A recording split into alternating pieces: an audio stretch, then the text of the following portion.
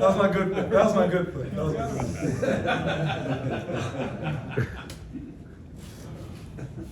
So, how you feeling? How's rehab coming? Going well. Going well. It's coming along. I feel like I'm right on cue where I'm supposed to be at this point. Moving around, doing everything. So just taking it a day at a time. It's a monotonous thing of every day. It feels like you're doing the same thing over and over. And but I feel like I'm in a good place right now.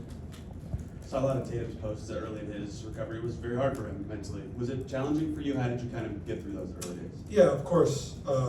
This summer's been, I don't want to say awful, because I have a good life and, I'm in a good position in life, but it's just been a drag, just trying to keep myself busy, keep my mental busy as best I can, because it's been hard. It's been hard. I mean, the season got hurt in Game 7. Everybody left Indy the next day. I had surgery in New York the next day. So by the time I got back, everybody was gone. So I didn't get to see any of my teammates really or hang out with anybody. So I've really just been in my house, just me and my fiance and my family.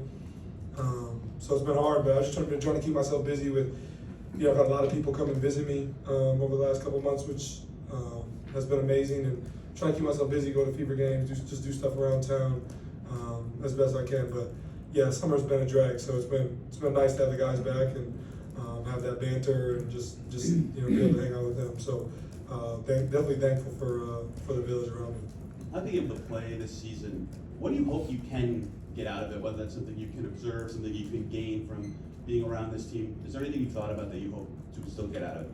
Well, I think whenever you don't get to play, you get a new perspective on things. I think there's always time to learn and grow, and I think that for me this year, not being able to play, I feel like I'm going to be able to see the game in a different way, potentially see it more from a coaching perspective where I don't always see eye to eye with with our coaching staff and what they're seeing. So I look forward to being able to digest the game without playing, for a full year. I think that's going to be different for me, but I think being able to still be in the locker room with the guys and see and hear what they're seeing, but also be able to be sitting there with the coaches on the bench and hear what they're seeing and kind of be the bridge between that. So I look forward to it. I think it's going to be an exciting year for our group. We've got a lot of different guys coming into new roles and a lot of different guys growing in different areas. So definitely look forward to the year, what the year's going to look like.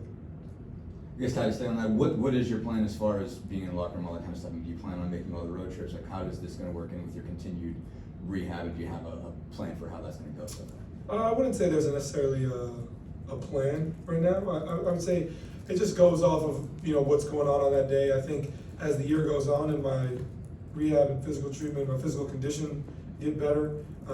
If they're on like a 1-game trip or something, it might be better for me to stay here and just work out here. But I plan on traveling as much as I can. Plan on going to the preseason games on the road. I think just trying to keep a sense of normalcy as much as I can. There's going to be times where I don't want to leave the house. There's going to be times where I need to get out of the house.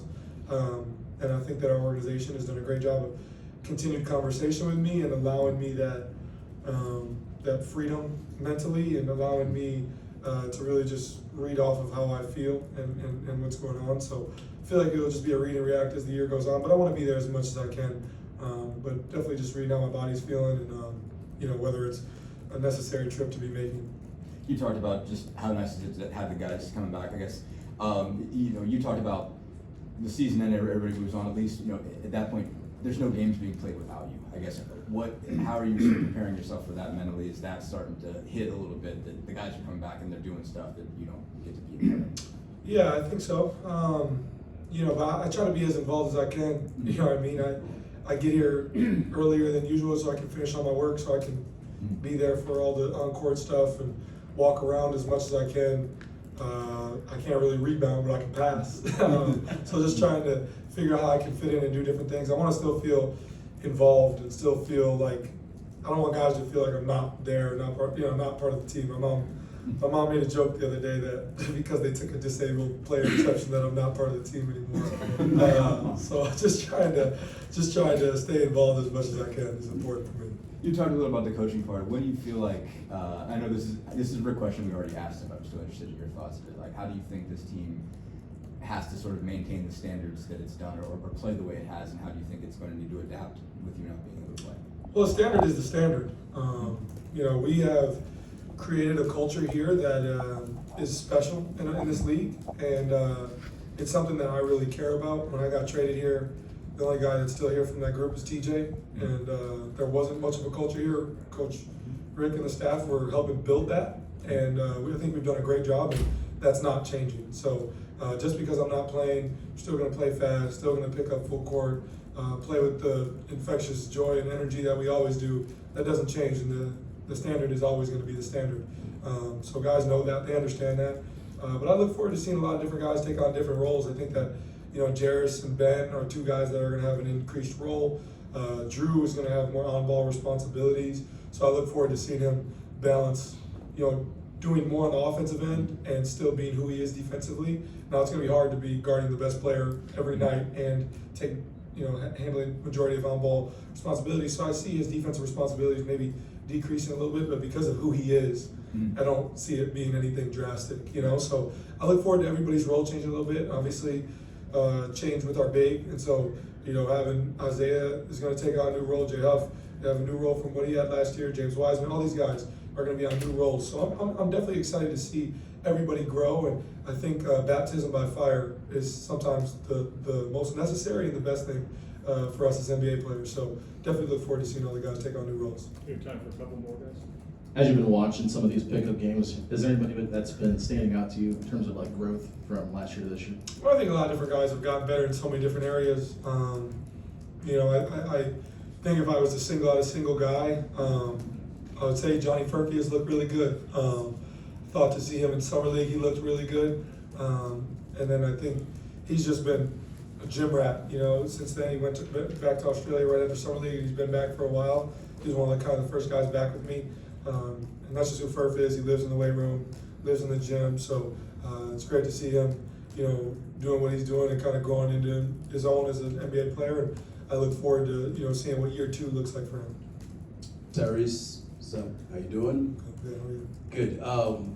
I know your teammates, they have the utmost respect for you, and I know what happened in OKC. They were all devastated.